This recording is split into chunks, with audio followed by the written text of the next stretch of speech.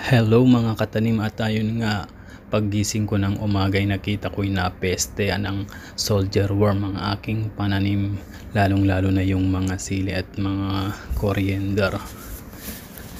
Tignan nyo naman, halos ubusin na nila yung mga dahon ko. Yung mga soldier worm, yan ang kalimitang problema ng mga magsasaka. Isang araw lang ubos yung mga dahon nyo, masisira yung mga pananim nyo. Umaatake nga pala sila sa gabi, doon sila active. Kaya kinuhanan ko tong video na to gabi para makita nyo sila. Tignan nyo, ang dami nila. Nasa coriander sila, sobrang dami. Isang gabi lang yan, uubusin niya lahat ng mga pananim nyo. Kinakain niya yung dahon muna, and then pag wala na